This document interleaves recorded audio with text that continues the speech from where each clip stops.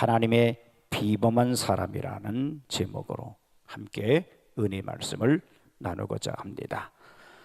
본문 사도행전 27장 24절 25절 다시 한번 함께 읽습니다. 시작. 바울아 두려워 말라. 네가 가이사 앞에 서야 하겠고 또 하나님께서 너와 함께 행선하는 자를 다 내게 주셨다 하였으니 그러므로 여러분이 안심하라. 나는 내게 말씀하신 그대로 되리라고 하나님을 믿노라. 아멘. 사도 바울은 복음을 전하다가 죄수의 몸이 되어져서 갇히게 되죠. 사도 바울은 비록 죄수의 몸이지만은 로마 황제에게 복음을 증거하려고 황제 앞에 서게 해달라고 호소를 했어요.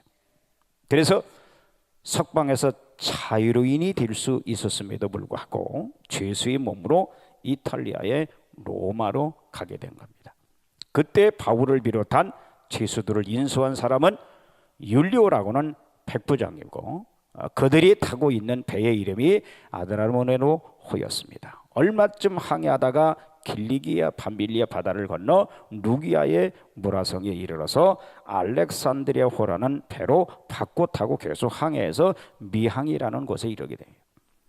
이때 바울은 조용히 기도하고 명상하는 중에 항해를 계속하면 큰 위험이 닥칠 것을 영감으로 깨닫게 됩니다. 그래서 바울은 그들에게 권고하기를 이번 항해와 이번 배가 우리의 생명이 큰 위협이 있을 테니까 과동하는 거니까 겨울나고 하는 것이 좋겠다라고 그랬는데 백부장은 선장과 선주의 말을 더 믿고 계속 항해를 하게 됩니다.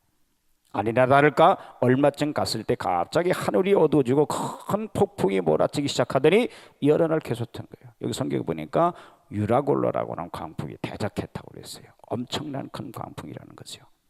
그래서 그 배에 있는 모든 짐을 다 바다에 던지고 심지어 배의 기구까지 바닷속에 내어버리게 됩니다.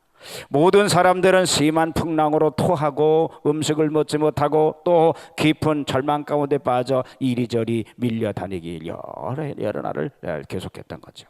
이때 바울이 그들 가운데 서서 이렇게 말합니다. 여러분, 내 말을 듣고 글에 대해서 떠나지 않았던들 이런 재난과 손해를 당하지 않았을 것입니다. 그러나 이제 나는 여러분에 권합니다. 안심하고 용기를 내십시오. 이 배만 잃을 뿐 여러분 가운데 한 사람도 목숨을 잃지는 않을 것입니다. 내가 섬기는 나의 하나님의 천사가 지난밤에 내 곁에 서서 바울아 두려워 말라. 너는 반드시 가이사 앞에 설 것이라. 보라, 하나님께서는 너와 함께 타고 가는 많은 사람을 다 내게 맡겨주셨다라고 말씀하였습니다. 그러므로 여러분 용기를 내십시오. 나는 하나님을 믿으며 또 내게 말씀하신 그대로 되리라고 믿습니다. 우리는 반드시 어떤 섬에 흘러 닿을 것입니다. 그리고 당신들은 오늘까지 19 동안이나 마음을 졸이며 아무것도 먹지 않고 굶어 왔습니다.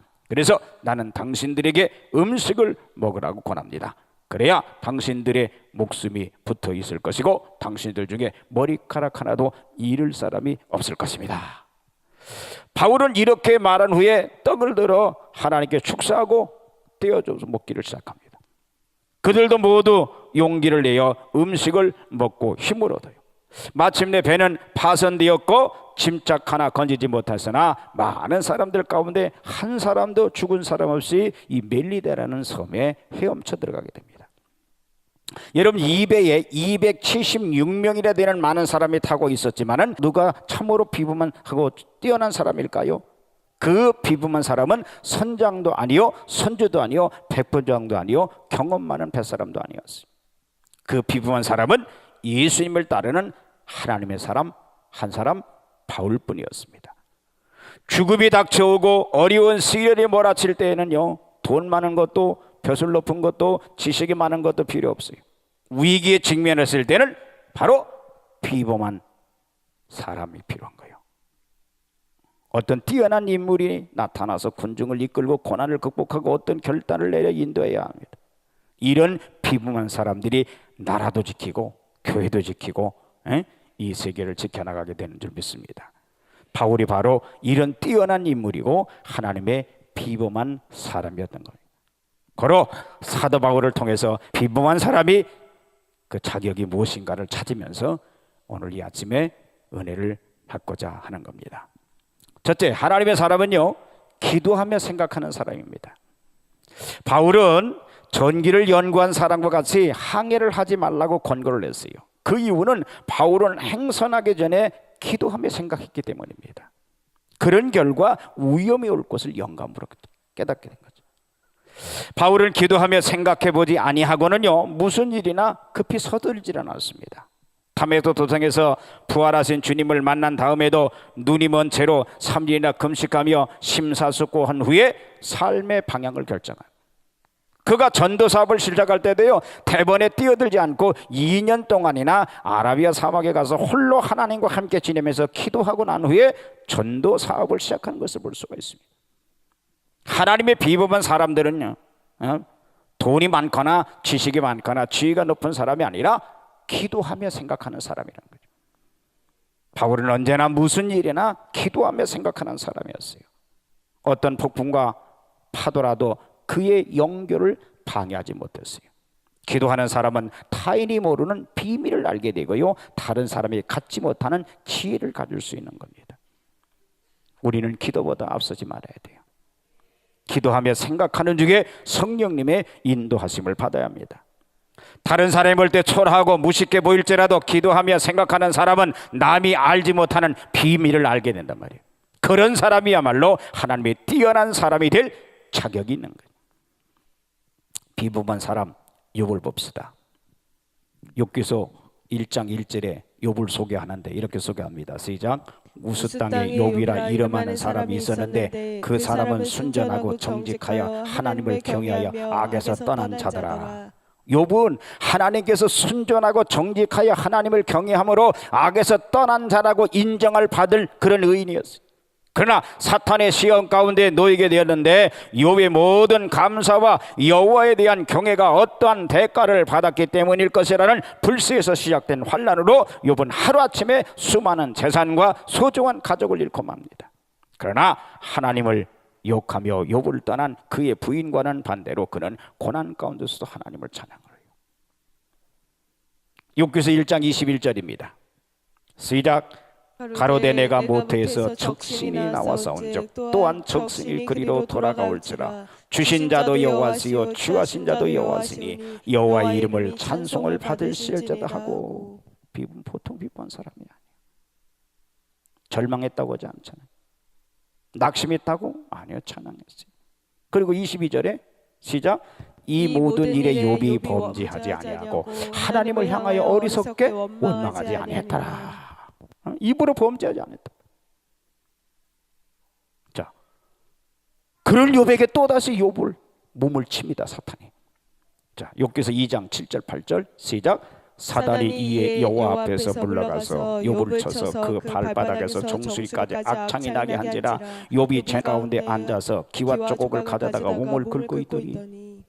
여기 악창이 나타난 게 악창이나 부스럼은요, 원어를 보면요, 히브리 원어를 보면 쉐힌이라는, 이 쉐힌이라는 말은요 나병이라는 데 나병. 하지만 일반적으로 악성 종기 각종 피부병을 통칭하는 말인데, 이 최악의 피부병, 지금으로 말하면 악성 피부병, 이 피부병까지 알게 된 욥은 온몸을 휘감는 고통을 받습니다. 그러나 그는 친구들의 설득에도 하나님을 끝까지 경외하고 찬양하며 그의 삶에 놓인 혹한을 감사함으로 이겨하며 마침내 이전보다 더 큰 축을 얻게 되죠. 시편 63편 7절 8절 시작. 주는 나의 도움이 되셨사오니 내가 주의 날개 그르리라. 즐거이 부르리다. 나의 영혼이 주를 가까이 따르니 주의 오른손이 나를 붙들거려. 아멘.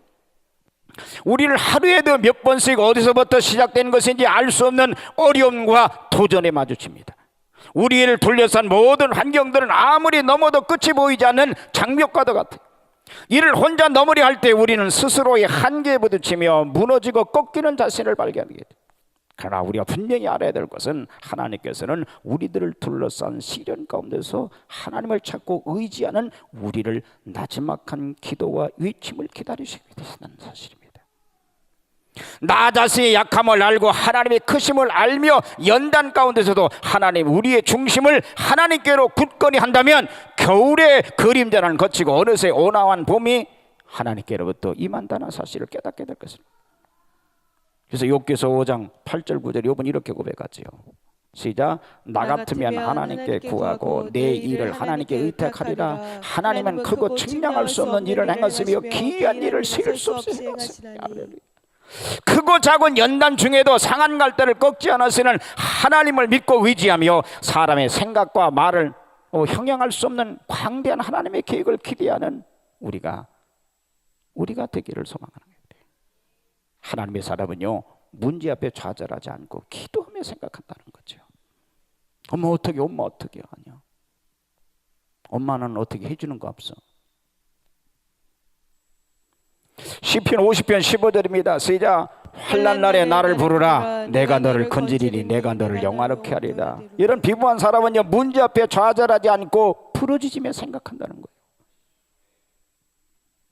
예레미야 33장 3절에 보면 시작. 너는 내게 부르짖으라. 내가 내게 응답하겠고 내가 알지 못하는 크고 비밀한 일을 내게 보이리라. 아멘. 여러분, 우리 앞에 오는 어떤 시련과 질병이 와도 비범한 사람이 되시길 바랍니다. 비범한 사람은 그걸로 흔들리지 않는다는 얘기예요. 기도하며 생각합니다. 둘째, 하나님의 사람은요, 단순하고 어린아이 같은 믿음을 가집니다. 폭풍이 심해질 때 뱃사람들은 소망을 잃고 공포에 쌓여 있었어요. 그러나 바울은 나는 하나님께서 말씀하신 대로 이루어질 줄 믿노라고 그랬어요.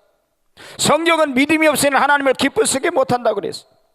하나님의 비범한 사람들은요, 자신의 지혜나 재능을 믿는 것이 아니라 어리석게 보일 만큼 단순하고 어린애 같은 믿음을 가진 자라는 거예요. 세상의 영웅들도요, 어린아이같이 단순한 데가 있고요, 바보스러운 데가 있다고 합니다. 하나님의 사람은 더욱이 단순 소박한 믿음을 가져야 돼요. 노아도 그런 믿음이 있었기 때문에 햇빛이 내리쬐는 밝은 대낮에 높은 산꼭대기에 방주를 지어 하나님께 영광을 돌리고 자신을 가족이 구원받잖아요.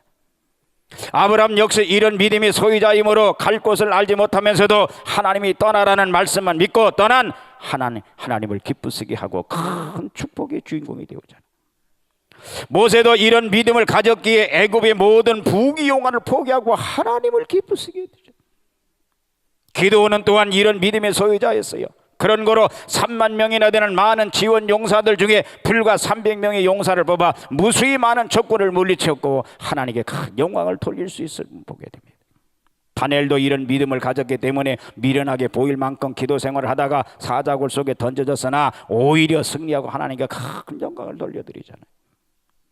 마리아는 천사로부터 성령이 임하시고 지극히 높으시니 능력이 덮임으로 하나님의 아들을 잉태할 것이라는 설명을 듣죠. 그러자 마리아는 뭐랍니까? 이 모든 말을 듣고 주의 계집종이 오니 말씀대로 내게 이루어져야 되라 그래. 마리아에게 어찌 이후에 일어날 일에 대한 염려가 없었겠습니까? 하지만 순수한 믿음이 그를 순종으로 이끌어요. 메시아 예수 그리스도를 영접적 잉태하잖아요. 무대 선생님은요, 부흥회를 인도할 때에 하나님께서 축복하시고 은혜 주실 것을 믿고 우리 다 같이 머리 숙이고 하나님 앞에 우리를 위하여 하실 일에 대해서 감사합시다 라고 하면서 기도를 했어요. 얼마나 단순한 믿음의 소유자들입니까? 단순하고 어린애 같은 믿음을 가져야 하나님을 기쁘시게 할 수 있고, 그럴 때 네 믿음대로 될지어다 음성을 듣게 되고 믿음대로 되어지는 역사가 응답으로 나타나게 될 줄 믿습니다. 셋째로 하나님의 사람은요, 말씀에 입각한 낙관주의를 당습니다.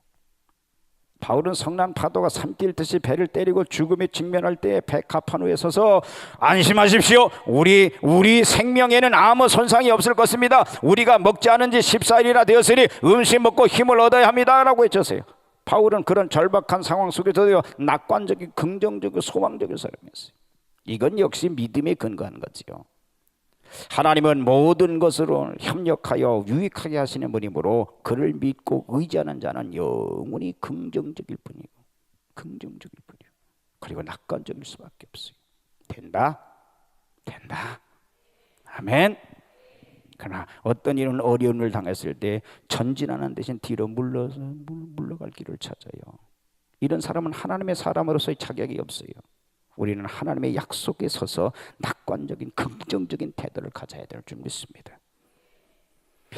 1918년 11월 루즈벨트 대통령이 선거하는 마지막 날 투표소에 갔더니 어떤 사람이 병문안을 했습니다. 요사이 좀 몸 아프신데 어떠신가요? 그는 류마티즘으로 몹시 고통을 받으면서 지팡이를 짚고 다닐 때였습니다. 이때 그는 내 발은 항상 아프지만 머리는 언제나 건강합니다 라고 대답했더라고요. 그런 범사에 그렇게 비판하는 생활을 했어요. 그래서 루즈벨트 대통령이 대경제공황이 일어났을 때도 잘 극복하고 나갔어요. 이때 많은 사람들은요 모두 기업이 망한다고 생각해서 은행에 저금한 돈이나 기업에 혹은 공장에 투자한 돈을 찾아가려고 했습니다. 그래서 공장들은 문을 닫고 사업체들은 붕괴되고 큰 어려움을 닥치고 있었습니다. 어려움이. 이때에 루즈벨트 대통령은 매일마다 방송을 통해서 우리는 이 경제 공황을 극복할 수 있습니다. 멀지 않아 안정된 생활을 누릴 수 있습니다. 국민 여러분 조금 더 염려하지 마십시오. 우리는 복받습니다. 잘 살게 됩니다. 라고 했어요. 이렇게 긍정적이고 낙관적인 말을 매일매일 국민에게 외쳤더니 국민들은 다시 마음 놓고 은행에 저금을 하고 기업에 투자하기를 시작해서 불황을 타개했을 뿐만 아니라 큰 발전을 가져오게 됐다는 거죠. 사도 바울이 옥중에 갇혀 있을 때 그는 무수히 많은 매를 맞고 쇠고랑을 차고 영어의 몸이 되어 절망 가운데 빠질 수밖에 없었지만 그곳에서 찬송을 했더니 옥토가 움직이고 문이 열리고 쇠고랑이 풀려지는 역사가 나타났죠. 우리가 이러한 믿음으로 찬송하며 나갈 때 얽매였던 마귀의 사슬이 끊겨지고 닫혔던 축복의 문이 열려줄 줄 믿으시기 바랍니다. 우리는 승리의 주님, 부활의 주님을 믿으면서도요 너무 부정적이고 비관적인 생각을 가질 때가 너무 많아요. 우리는 생활 속에서 찬송이 부족해요. 감사가 부족해요. 어떤 집사님은 청소하면서요 찬송을 부르면서 하는데 얼마나 은혜가 되는지 몰라요. 우리는 감사하면서 찬송하면서 낙관적으로 살아야 될 줄 믿습니다.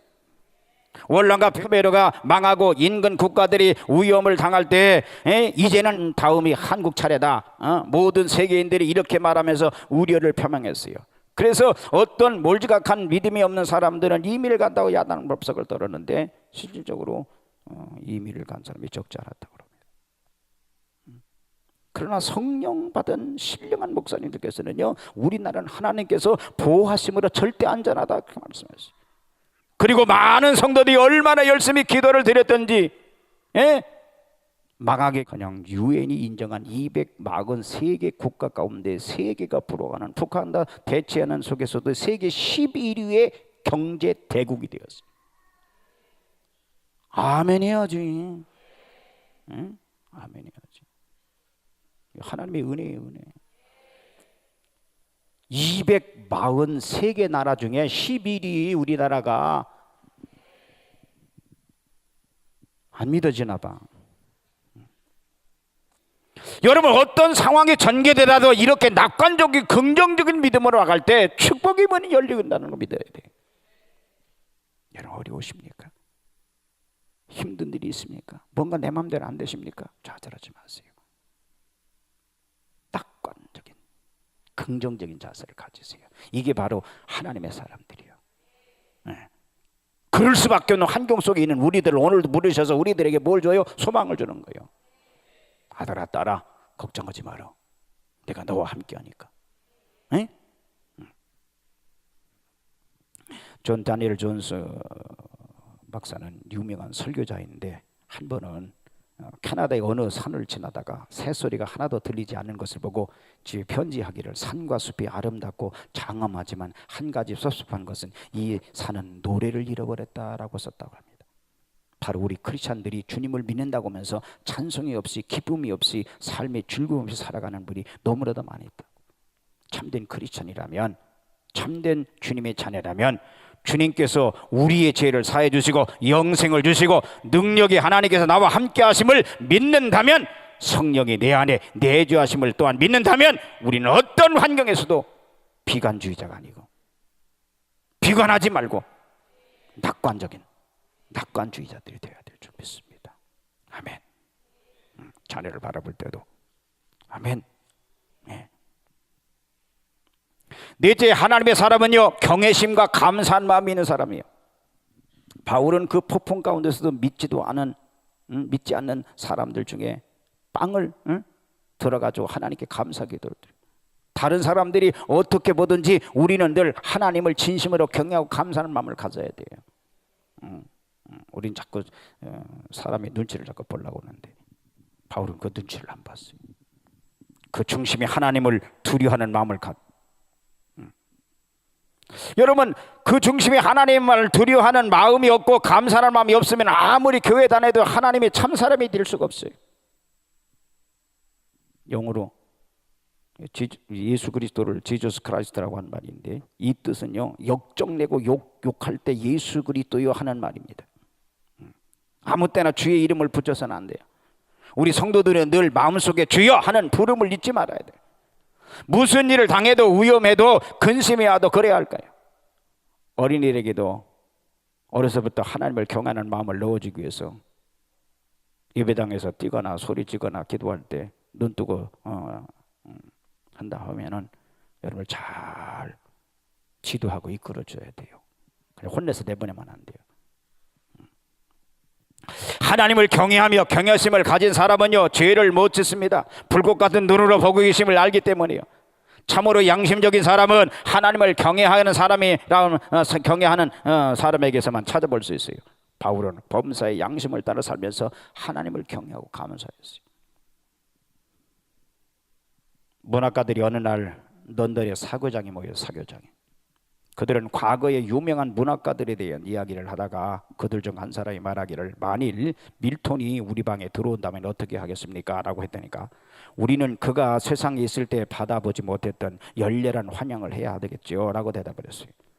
또 한 가지 질문이 나왔습니다. 만일 섹스피어가 이 방에 들어온다면 어떻게 하겠습니까? 하니까 모든 문학과 시의 왕관을 그에게 씌워드려야 되겠죠 라고 그랬어요.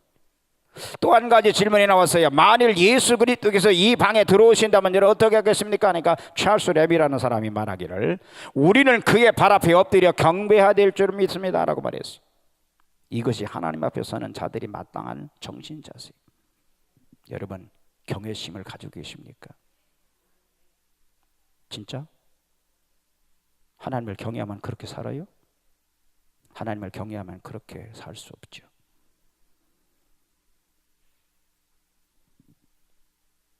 정말 우리가 하나님을 경외한다면요, 불평할 수가 없어요. 원망할 수가 없어요. 감사하지. 여러분, 지금 바울이 처한 상황은요, 원망 불평할 수밖에 없어요. 이거 내 말도 안 듣고 말이죠. 근데 원망하고 불평했단 말이 없어요. 하나님을 철저히 경외하는 마음을 가졌어요. 오늘 저와 여러분들도 하나님이 복줄자가 되시길 바랍니다. 그건 다른 거 아니야.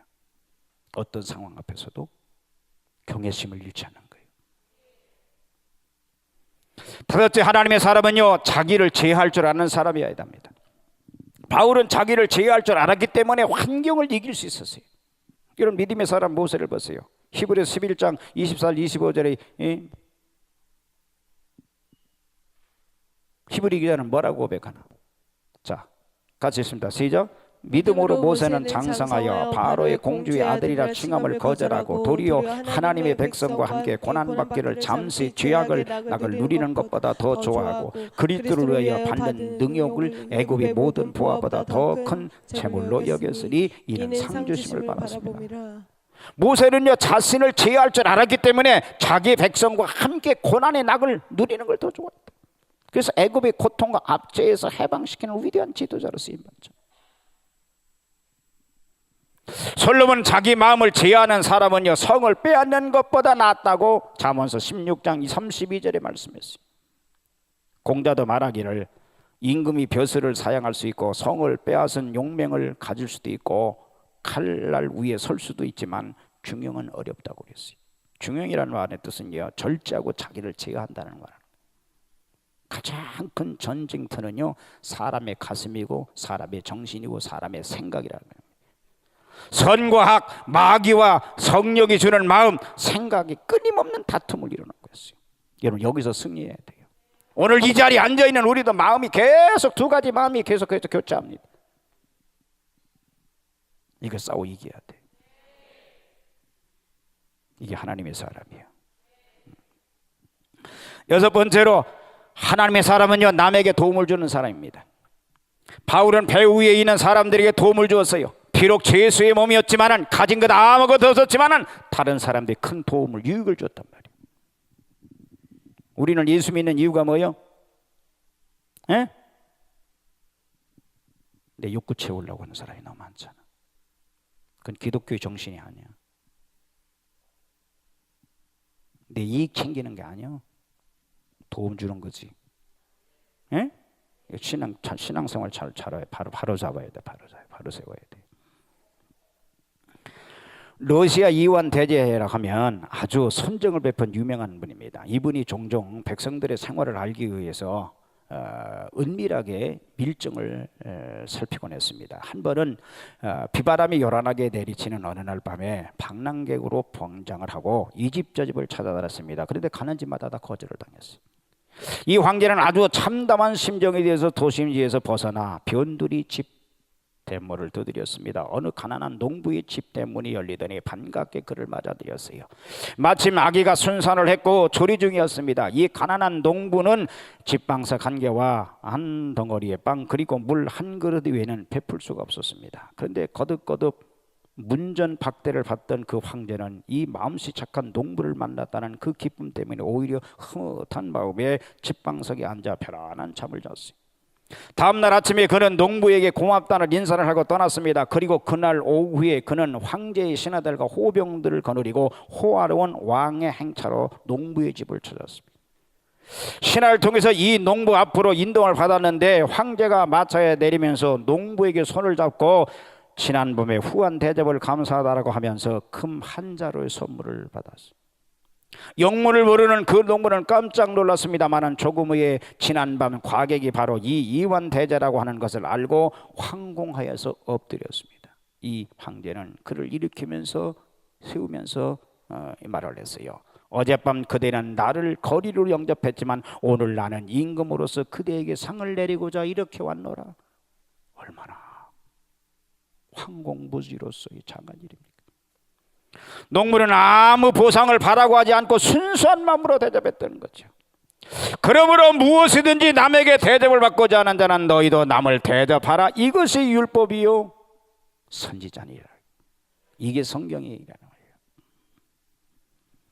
어떤 목사님께서 일본을 방문하셔서 오셨는데 일본 폐잔병을 도와주는데 그분이 목사님이 되셔서 초청했다는 거예요. 그 초청받아서 대접받고 왔다는 거예요.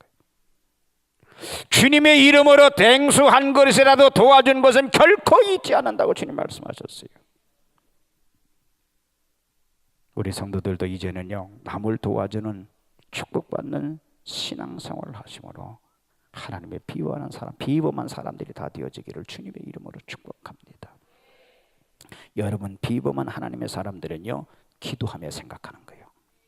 절대 자기 생각대로 하나요. 기도. 비범한 사람, 하나님의 사람은요 단순하고 어린애 같은 그런 믿음을 가진 거예요. 그리고 하나님의 사람은 말씀에 입각한 낙관주의, 긍정적인 사고를 가져요. 하나님의 사람은요 경외심과 감사하는 마음을 가져요. 하나님의 사람은 자기를 제할 줄 아는 사람이에요. 하나님의 사람은 남에게 도움을 주는 사람이에요. 여러분 바울과 같이 가정을 살리는 여러분들 직장과 일터를 살리는 교회를 살리는 나라를 살리는 그 한 사람, 그 비범한 한 사람을 통해 살잖아. 오늘 이 시대에 필요한 비범한 한 사람이 오늘 이 자리에는 여러분들 되시기를 주님의 이름으로 축복합니다. 아멘. 여러분들 주님이 인정한 비범한 사람이 되면 여러분 때문에 사는 사람이 많아요. 자, 오늘 말씀 듣고 그냥이 되는 거 아니죠? 아멘. 나도 그렇게 주님이 인정하신 하나님의 사람이 될 수 있게 해달라고, 그런 삶을 살지 못한 걸 하나님께 회개하고 그런 삶을 살 수 있게 해달라고 우리 두 손 드시고 우리 주여 삼창하서 함께 통성으로 결단 기도하겠습니다. 주여 주여 주여 아버지.